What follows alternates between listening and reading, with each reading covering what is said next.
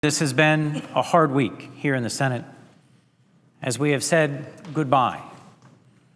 As you've just seen in the remarks of the Majority Leader, retirements are very difficult. Parting with the company of honored and treasured colleagues here in the Senate is as hard as it is anywhere in the world. But we've had some particularly difficult moments here just earlier today as all of us assembled in the rotunda of this great building of this Capitol to mourn the loss and celebrate the life of one of our greatest colleagues, Senator Daniel Inouye of Hawaii. Even now, his desk sits draped in black in his chair with a lei flown in from his home state of Hawaii. And all of us this week have known and felt the change in this chamber. The Senate has lost a giant, and America has lost a hero. Danny Inouye was truly a great man. And I feel blessed in my short time here, my 2 years, to have had the opportunity to sit with him over a private lunch, to joke with him occasionally in the anteroom, to learn something of his spirit and his personality. He had such a big heart and such a wonderfully gracious spirit. Most of the senators I've had the honor to come to know in these 2 years, I only knew from a great distance as a local elected official, as someone in the business community at home in Delaware. And frankly, when I asked Senator Inouye to lunch, I was intimidated. As a Congressional Medal of Honor winner, as a giant of the Senate, as the chairman of the Appropriations Committee and the president pro tem of this Senate, I frankly trembled to sit with him at a lunch and was delighted to discover a person so approachable, so warm, so human, so hardworking, so loyal, so spirited, and so passionate. So in the minutes ahead, I'd like to share, if I can, a few insights about a dozen other senators who are retiring from this body, and a few among them who I've had the joy of getting to know in the last 2 years. You don't often see the level of humanity in the Senate that we've seen this week, but it's an important one, I think. That the people who work in this building can be better than the passing politics that sometimes dominates it. Senator Danny Inouye knew that. His enduring friendship with Senator Ted Stevens, Republican of Alaska, was legendary. And he believed passionately it was important for us to work together, to get past party affiliation and the picayune matters of the moment, and to do the right thing for our country. If I could, of the many speeches I've heard in this chamber and the remarks we heard earlier today in the Capitol Rotunda, one thing leaps out at me about Danny Inouye. Even when he was declared an enemy alien, as were all of his ancestry, at the outset of one of the greatest conflicts this world has known,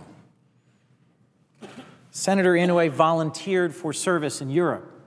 And in our most decorated military unit, the 442nd Combat Battalion, he engaged in the fields of Europe, in the hill country of Italy, in a moment of such personal sacrifice and remarkable bravery as to humble any who hear its details.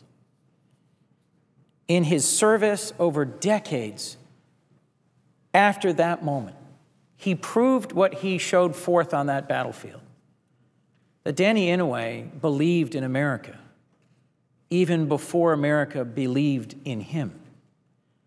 That even in a moment of such immense injustice in this country, this man's great heart, his aloha spirit, his embrace of the American dream, even in the moment when it was made most bitterly unreal to thousands of people across this country of Japanese ancestry, he led us forward. He pulled us into the greatness that is meant for this country. So the star of Senator Inouye may have dimmed in this chamber that is surrounded in its border by stars.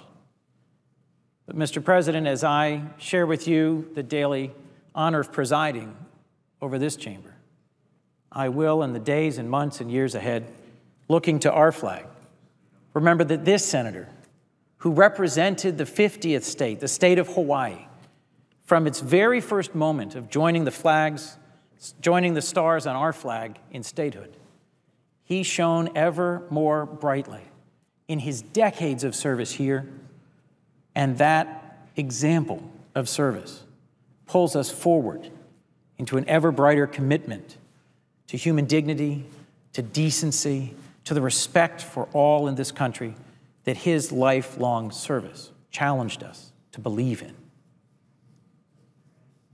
Mr. President, there's so many other senators I want to speak to today, but let me turn to a few if I might, and give, if I can in these few minutes, some insights for the folks who only see the members of this chamber on cable TV shows or in the give and take of election season, or who only know them as the cutouts and caricatures that the public thinks of as senators. If there is a common thread between them, it's that they share that loyalty, that work ethic, and that humility that so characterized Senator Inouye in his decades of service here.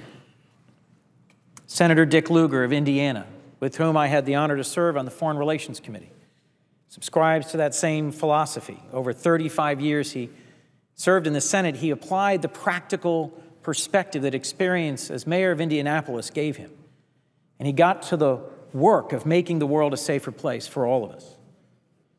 Along with 9 of our colleagues, Senator Lugar will retire from this chamber this month after a remarkable career. And he knew the stakes were too high to let partisan politics and personality prevent progress. On the Foreign Relations Committee, he partnered with Delaware's own Joe Biden, with Senator John Kerry, and with Senator Sam Nunn. And because of that work together, there are today thousands fewer nuclear weapons in our world. Serving with Dick Lugar these last 2 years has been a tremendous honor, as has been serving with Senator Jim Webb of Virginia, also a member of the Foreign Relations Committee. Another retiring colleague who knows there are things in this world and our lives more important than our politics. A decorated Marine, a celebrated author, a former Secretary of the Navy, and now a respected senator. His tireless work has helped make the world safer, our veterans stronger, and our criminal justice system more fair. And I will truly miss his company. Mr. President, there's a few more retiring senators I'd like to share some more detailed stories about today. But let me, if I might, start with my chairman from the Budget Committee, Senator Conrad. Senator Kent Conrad of North Dakota is a senator I met many, many years ago. But if I'm going to talk about him, I feel I have to have a chart. You really can't speak to Kent Conrad's service and record here in the United States Senate without a chart. Senator Conrad tackled for decades the challenge of educating the men and women of the Senate, the people of this country, about the very real fiscal and budgetary challenges facing our country. But as you can see, especially after the debut of Microsoft Excel and then again after he was named Budget Committee Chair, the steady increase in the usage of floor charts by Senator Conrad has paved a path which few of us can hope to follow. Senator Conrad is a budget wonk after my own heart, a numbers guy, someone who's not afraid to get into the weeds and to project in a clear and legible format the minutiae, the maddening details of the complex federal budget. I'm not sure I've met anyone in the Senate so passionately serious about the numbers and about getting them right as my friend Senator Conrad. The first time I met him was more than 15 years ago. He'd come to Wilmington for an event that Senator Joe Biden, then Senator Biden, hosted at the Delaware Art Museum. There's maybe 200 folks in a big auditorium, and I'll never forget Senator Biden introducing Senator Conrad as literally the most serious, most thoughtful, most detail-oriented budget leader in Washington. So Senator Conrad stands up and fires up his slide projector or overhead projector. The lights dim, and he launches into a lengthy discourse on the minutiae of the federal budget and the deficit of the time. 30 minutes and more than 40 slides later, the lights come back up. I think there were maybe 20 of us left in the auditorium, everyone else having wandered outside for the cocktails. But I was enthralled by his presentation, by the clarity of his thinking, and by his dedication to getting things right for the American people. Today, I'm on the Budget Committee, and I've enjoyed serving with Senator Conrad as my chairman. It was for this budget nerd a dream come true to have the chance to show up on time and know that this budget committee chairman was the other member of the committee who always showed up on time. And it gave us moments to reflect on the challenges we face and on the very real solutions that he's offered over these many years of service. Senator Conrad has earned the deserved respect of his colleagues the old-fashioned way, through hard work, attention to detail, and thoughtful leadership. He has been trying and working hard for many years to get us to make the tough choices in the Senate we need to make to deal with our national debt. He hasn't given up, and I don't intend to either, and I'm grateful for his friendship and service. Mr. President, another full committee chairman with whom I had the honor to serve these past 2 years, Senator Jeff Bingaman of New Mexico, chairman of the Energy Committee. Simply one of the kindest, smartest, gentlest people I've ever met. It's been a great pleasure working with him on the Energy and Natural Resources Committee. I remember we were both speaking at a conference on advanced energy research last year out at National Harbor. Thousands of scientists, investors, and entrepreneurs were there. I pulled up in front of the massive convention hall, and right out in front, Prius with New Mexico plates. Sure enough, Chairman Jeff Bingaman jumps out of the driver's seat, no staff. So here's the chairman of the Senate Energy Committee, a senator for nearly 30 years, driving himself to a major policy speech in his Prius, practicing what he preaches, prepared to deliver an important speech in a moment that showed his humility. As unassuming a man as Senator Bingaman is, when he speaks, you listen. He's living proof that the value of one's words can and should exceed their volume. That day at National Harbor, Senator Bingaman delivered a message similar to one he'd given a decade earlier in a report rising above the gathering storm. Jeff Bingaman saw that this country was falling behind in the race for innovation, falling behind on investments in research and education, things that lay the foundation for our long-term competitiveness. And this vision, this concern haunted him. So he teamed up with our great colleague, the senator from Tennessee, Senator Lamar Alexander, and challenged the National Academies of Science to study this trend and offer recommendations. From that challenge, we got the seminal study, Above the Gathering Storm. It asked, what would it take for America to continue to lead in innovation? And it led to the America Competes Act and to the creation of ARPA-E, the Advanced Research Projects Agency for Energy. The very conference at which we'd been speaking was the ARPA-E annual conference. Both of these important accomplishments play vital roles in our future competitiveness. They're focused on nurturing innovation, creating an ecosystem where political, scientific, and economic forces work together and not against each other. That's Jeff Bingaman. That's his sweeping, long-range vision, one we should all heed. His commitment to thoughtful, forward-looking service on our nation's long-term competitiveness is going to be sorely missed. But even more, I know many of us will miss his reserved, dignified passion. I had a similar experience, Mr. President, with Senator Herb Kohl, my colleague on the Judiciary Committee. I remember in my first few months there that Senator Kohl spoke so rarely that when I first heard him speak at an event on the Manufacturing Extension Partnership, one of his passions and mine, I was struck by the power and reach of his voice. It's because he uses it so sparingly, but his example speaks even louder. He never sought the spotlight here, but worked tirelessly to make a difference, fighting for the little guy on antitrust issues in the Judiciary Committee. He believes, as do I, that if an American entrepreneur has a great idea, we should help protect that idea by preventing trade secret theft and other intellectual property threats. We also share a deep commitment to the idea that higher education should be more accessible and affordable to every student who wants to pursue it. And I'm honored to have the opportunity to take up from Senator Kohl's work on these and other important issues. Outside this chamber, Senator Kohl has just as strong a voice and broad an impact with his personal philanthropy, but you would never hear him speak about it. That's just not his style. And he's earned my abiding respect with his unassuming grace and his determined leadership. Mr. President, those who adhere to the Jewish faith around the world are inspired by the ancient concept of tikkun olam, to heal the world. It's a challenge to each of us who seek to serve each other and our communities. Like Senator Cole, my dear friend, Senator Joe Lieberman, has certainly risen to that challenge. A man deeply committed to his faith, which has significantly influenced his career and his drive to serve, something I share with Senator Lieberman.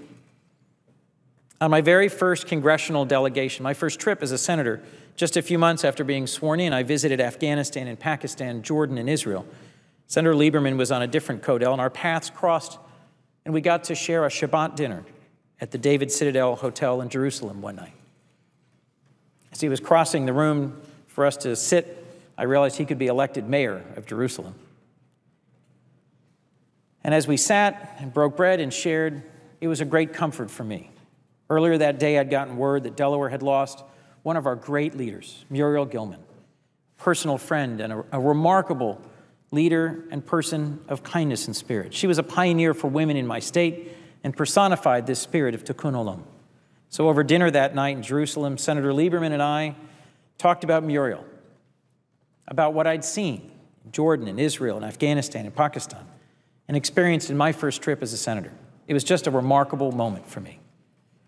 Senator Lieberman was engaging and warm, interesting and passionate as we weaved talk about policy and faith, and he reflected with me on the point in his own life when his religion became his faith, when he really took ownership of the religion of his birth, and how that faith and its lessons have shaped his public service. For me as a young senator, it was a formative moment. His passion for the stability of the world and security of the United States and our vital ally, Israel, his dedicated work for the clarity of the air we breathe, and his tireless advocacy for the equality of all Americans, regardless whom they love, has been inspirational. His desire to work together and find responsible compromise has been motivating. I'm deeply grateful to Joe Lieberman for his service, his counsel, and his friendship, and his lesson that no matter what faith tradition we're from, we can see our service in this chamber as an opportunity to repair the world. And so, Mr. President, here we are, 5 days before my family celebrates Christmas, 12 days before the new year and the beginning of the so-called fiscal cliff. Our politics have paralyzed this chamber and this town. But what the example of all of these remarkable senators has showed us, what it has taught me, is that we can still be better than our politics. The humanity of this place, too often shoved aside by the politics of the moment, shows us that we can do better. One by one, these senators, in delivering their farewell addresses to this chamber, stood at their desks and each in turn urged us to find a way to return to the days when senators knew each other and worked together. What will it take, Mr. President, to get us to that point again? A horrific tragedy in an elementary school? A dangerous economic cliff? Some devastating attack, a cyber assault on America? Our retiring colleagues are each telling us, each in turn, that it's not too late to restore the humanity of this chamber and make a positive difference in the lives of all we serve. Will we heed their call? I hope and pray that we will, because we can do better. We must do better. And in the spirit of each of these departing colleagues, I will do my level best. I hope we all can commit to doing the same. Thank you, and I yield the floor.